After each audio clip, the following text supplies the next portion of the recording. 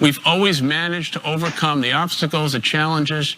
The resiliency of the company is directly related to the leadership that you have provided.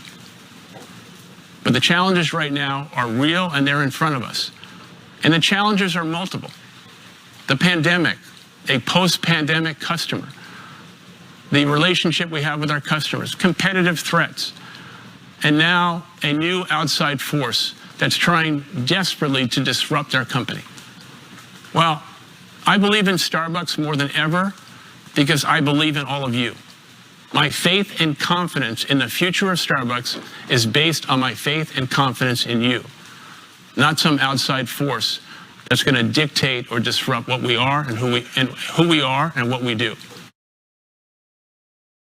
So that right there is, of course, the CEO of Starbucks, Howard Schultz, saying that he has faith in the group of managers that he's talking to stop what is happening at Starbucks, which is an incredibly successful, almost impossible to imagine, quick number of stores being flipped to union supporting. And he says it's an outside force. They're employees. Their employees in many cases have worked there for a very long time. We've interviewed some of them here on the program. And he doesn't want the unionization push. So he's fought against that in a number of different ways. There's been tactics in the New York area where they're like flooding stores with managers to intimidate the workers there.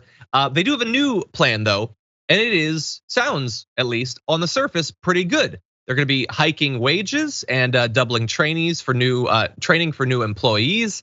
They said it's gonna be immediate nationwide pay increases with better sick time benefits, and for the first time, the option for customers to tip with their credit cards coming this fall. I find it inconceivable that you couldn't do that up until now, but I don't really go to Starbucks.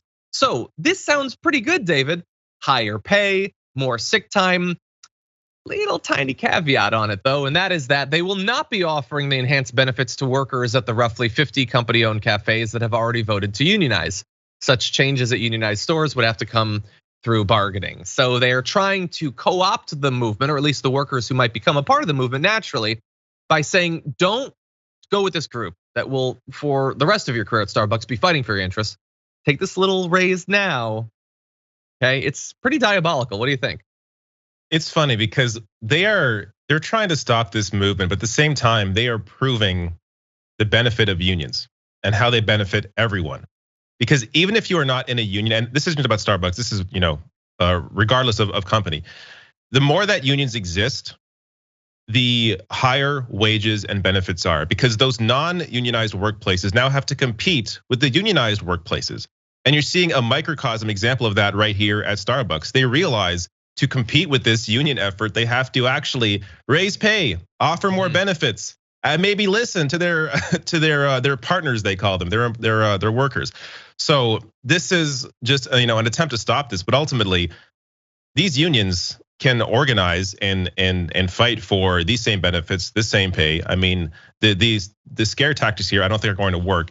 It's important, regardless of pay, benefits, all that. It's important for workers to be able to have their own voice, to have an organized fight on their side against their ownership, against the capital owners. I mean, that's ultimately how we generate power, how we have power, how we fight for better things, higher wages, benefits.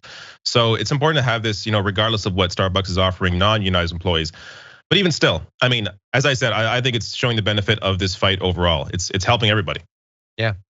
And by the way, it is just the most recent demonstration that these sorts of efforts, when they start to get successful and they start to get coverage, can have benefits for people outside of just the movement. I mean, we know a few years back when Bernie was supporting efforts to try to unionize Amazon and fighting for the rights of workers at Disney. Both of those corporations preemptively came out with higher wages. I think Walmart did the exact same thing.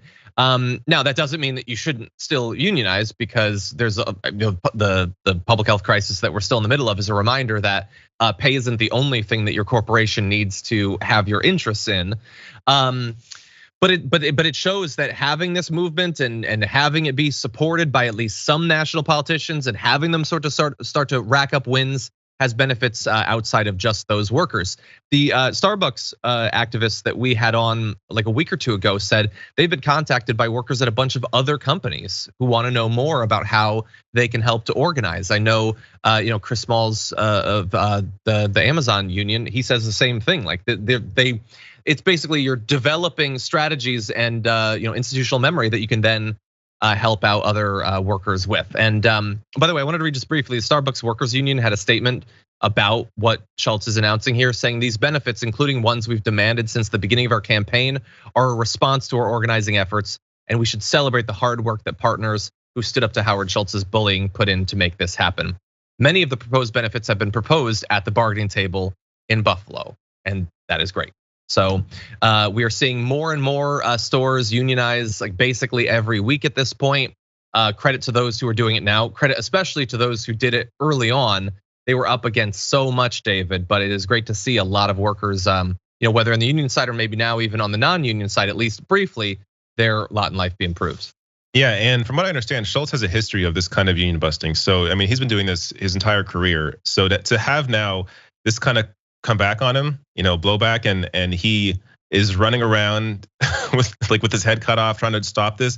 It is it's almost hilarious to watch because this is really caught fire. I mean, this came out of nowhere. Even I didn't expect, Starbucks to have, what is it, like 50 stores now that have won their union vote? I mean, it's something, it's insane. So it's showing you just how needed, how desired this was.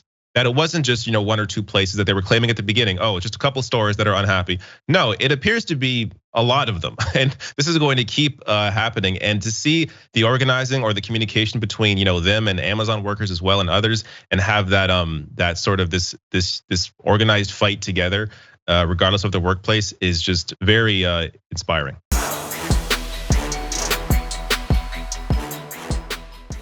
Check out the Damage Report podcast each day, wherever you get your podcasts, whether Pocket Casts or Stitcher or iTunes. You can join me as I give you the news and stories you want, with a range of co-hosts and interview guests jumping in on the fun each day. Again, that's the Damage Report, wherever you get your podcasts. And if you get them at iTunes, don't forget to rate and review. Sometimes I'll read them live on the show.